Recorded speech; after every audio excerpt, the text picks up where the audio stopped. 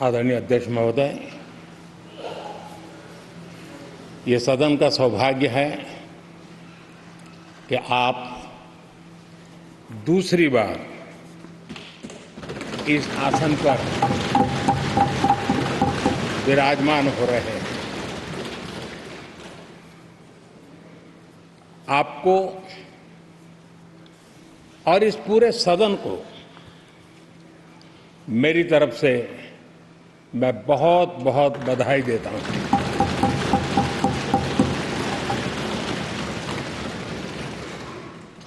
आदरणीय अध्यक्ष जी,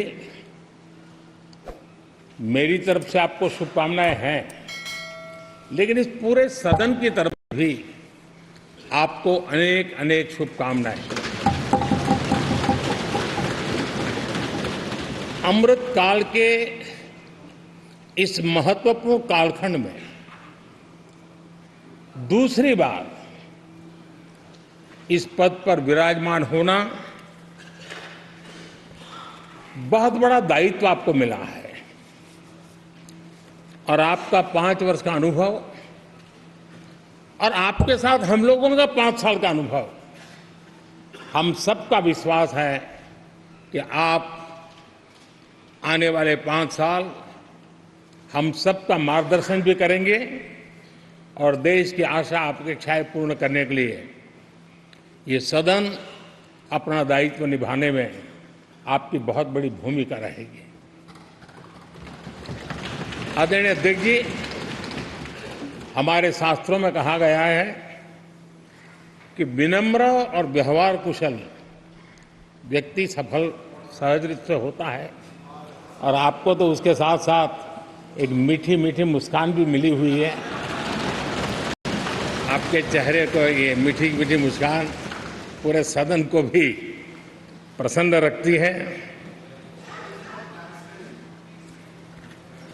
मुझे विश्वास है आप हर कदम पर नए प्रतिमान, नए कीर्तिमान गढ़ते आए हैं। 18वीं लोकसभा में स्पीकर का कार्यभार दूसरी बार संभालना ये अपने आप में एक बड़ा नया रिकॉर्ड बनते हम देख रहे हैं। श्री बलराम जाखड़ जी वो पहले ऐसे अध्यक्ष थे जिन्होंने 5 साल कार्यकाल पूरा करके फिर दोबारा उनको स्पीकर बनने का अवसर मिला था। उसके बाद आप हैं जिन्हें 5 पूर्ण करने के बाद दोबारा इस पद पर हासिल होने का अवसर मिला। गत 20 साल का एक ऐसा कालखंड रहा है कि ज्यादातर स्पीकर या तो उसके बाद चुनाव नहीं लड़े हैं या तो जीत करके नहीं आए हैं। आप समझ सकते हैं कि स्पीकर का काम कितना कठिन है कि उसके लिए दोबारा जीतना मुश्किल हो जाता है, लेकिन आप जीत करके आए हैं, इसके लिए एक नया इतिहास आपने गढ़ा। आदरणीय अध्यक्ष जी, इस सदन में ज्यादातर हमारे सभी माननीय सांसद आपसे परिचित हैं, आपके जीवन से भी परिचित है और पिछली बार मैंने इस सदन में आपके संबंध में काफी कुछ बातें रखी भी थी और मैं आज उसको दोहराना नहीं चाहता हूं, लेकिन मैं एक सांसद के रूप में और हम सभी सांसद के रूप में आप जिस प्रकार से एक सांसद के नाते काम करते हैं, ये भी जानने योग्य है और बहुत कुछ सीखने योग्य है। मुझे विश्वास है कि आपकी कार्यशैली एज ए सांसद भी हमारे जो फर्स्ट टाइमर सांसद हैं, हमारे युवा सांसद हैं, उनको जरूर प्रेरणा देगी। आपने अपने कार्यक्षेत्र में, संसदीय क्षेत्र में स्वस्थ मां और स्वस्थ शिशु एक कमिटमेंट के साथ जो अभियान चलाया है और सुपोषित मां, इस अभियान को आपने जिस प्रकार से अपने क्षेत्र में प्राथमिकता देकर के खुद को इन्वॉल्व करके किया है, वो वाकई प्रेरक है। आपने कोटा के ग्रामीण क्षेत्रों में हॉस्पिटल ऑन व्हील्स, ये भी एक मानव सेवा का उत्तम काम, जो राजनीतिक कामों के सिवाय करने वाले कामों में आपने चुना है, वो भी अपने आप में गांव-गांव लोगों को स्वास्थ्य सेवाएं पहुंचाने में मदद कर रहा है। आप नियमित रूप से गरीबों को कपड़े, कंबल, मौसम के अनुसार छाता की जरूरत है छाता, जूते, ऐसी अनेक सुविधाएं समाज के आखिरी तबके के जो लोग हैं उनको खोज करके पहुंचाते हैं। खेलों में प्रोत्साहन देना आपके क्षेत्र के युवकों में, ये आपने एक प्राथमिकता के रूप से काम उठाया है। आपके पिछले कार्यकाल में 17वीं लोकसभा में मैं कहता हूं कि संसदीय इतिहास का वो स्वर्णिम कालखंड रहा है। आपकी अध्यक्षता में संसद में जो ऐतिहासिक निर्णय हुए, आपकी अध्यक्षता में सदन के माध्यम से जो सुधार हुए हैं, ये अपने आप में एक सदन की भी और आपकी भी विरासत है। और भविष्य में 70वीं लोकसभा के संबंध में जब विश्लेषण होंगे, उसके विषय में लिखा जाएगा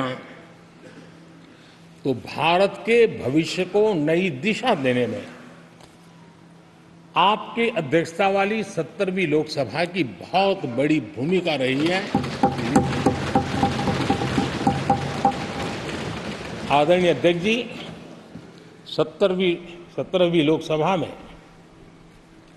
नारी शक्ति वंदन अधिनियम 2023, जम्मू कश्मीर पुनर्गठन विधेयक, भारतीय न्याय संहिता, भारतीय साक्ष्य बिल, भारतीय नागरिक सुरक्षा संहिता, सामाजिक सुरक्षा संहिता, digital personal data protection bill, Muslim महिला विवाह अधिकार संरक्षण विधेयक,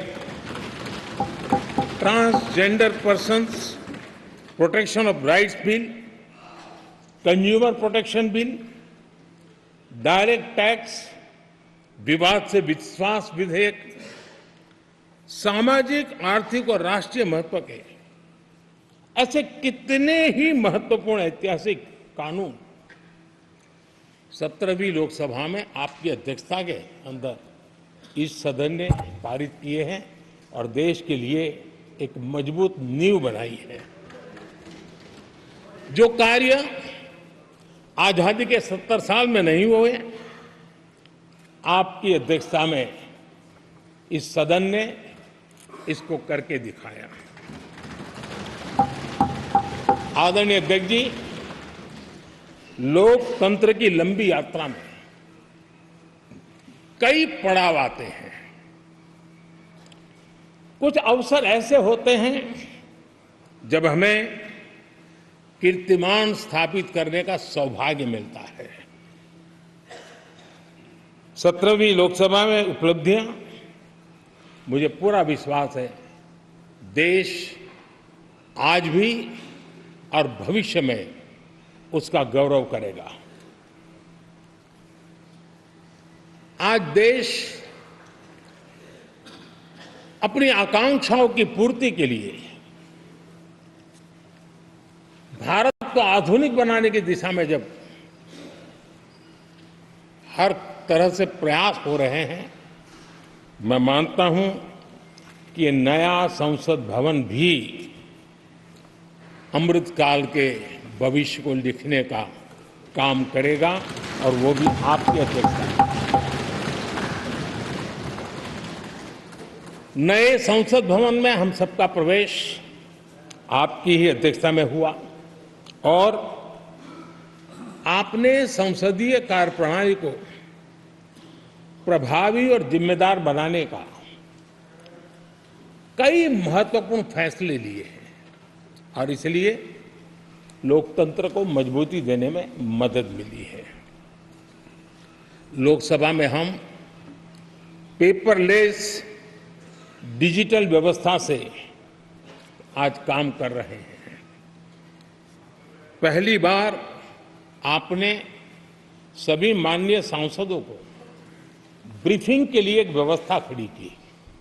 इससे सभी माननीय सांसदों को भी आवश्यक रेफरेंस मटेरियल मिला।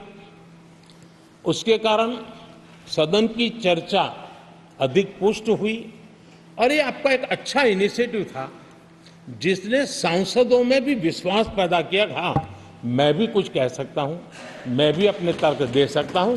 तो एक आपने अच्छी व्यवस्था को विकसित किया है। आदरणीय अध्यक्ष जी, G20 भारत की सफलता के एक महत्वपूर्ण पृष्ठ है, लेकिन बहुत कम चर्चा हुई है, वो है P20।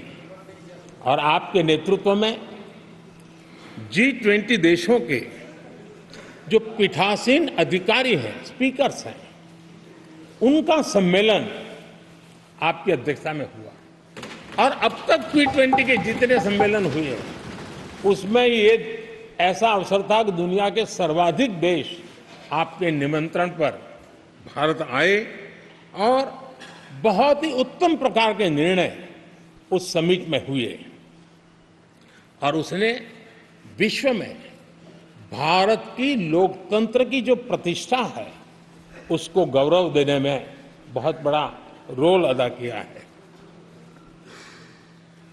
आदरणीय अध्यक्ष जी, ये हमारा भवन ये सिर्फ 4 दीवारें नहीं है। हमारा ये संसद 140 करोड़ देशवासियों की आशा का केंद्र है।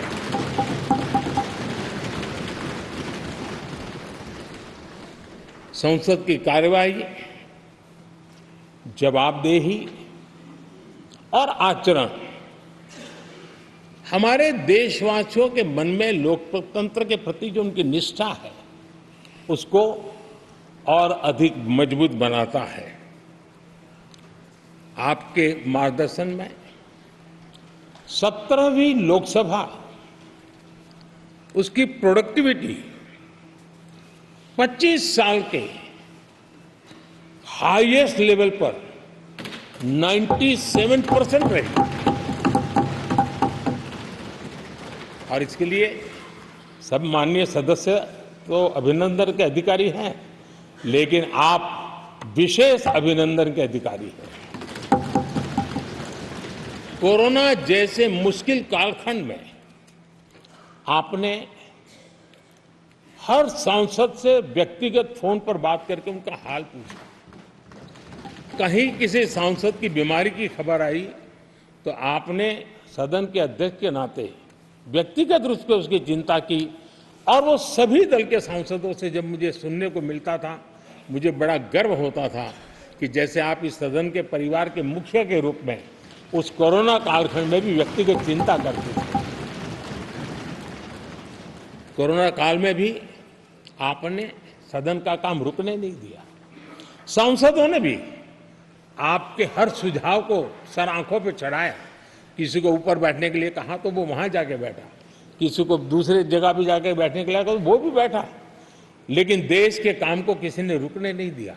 लेकिन आपने ये जो फैसले किए उसका परिणाम है कि हम उस कठिन कालखंड में भी कार्य कर पाए। और ये खुशी की बात है कि कोरोना काल में सदन ने 170% प्रोडक्टिविटी, ये अपने आप में दुनिया के लिए एक बहुत बड़ी खबर है। आदरणीय अध्यक्ष जी, हम सब चाहते हैं कि सदन में आचरण, सदन के नियमों का पालन हम सब करें और आपने बड़े सटीक तरीके से, संतुलित करके और कभी-कभी कठोरता के साथ भी फैसले लिए हैं। मैं जानता हूं कि ऐसे निर्णय आपको पीड़ा भी देते हैं, लेकिन सदन की गरिमा और व्यक्तिगत पीड़ा के में आपने सदन की गरिमा को पसंद किया और सदन की परंपरा को बनाने का प्रयास किया। ये साहसपूर्ण काम के लिए भी आदरणीय अध्यक्ष जी, आप अभिनंदन के अधिकारी हैं। मुझे विश्वास है आदरणीय अध्यक्ष जी, आप तो सफल होने ही वाले हैं, लेकिन आपकी अध्यक्षता में यह 18वीं लोकसभा भी बहुत सफलतापूर्वक देश के नागरिकों के सपनों को पूर्ण करेगी। मैं फिर एक बार आपको इस महत्वपूर्ण दायित्व के लिए और देश को विकास की नई ऊंचाइयों पर ले जाने वाले इस सदन की अध्यक्षता के लिए हृदय से बहुत बहुत शुभकामनाएं देता हूं, बहुत बहुत बधाई देता हूं।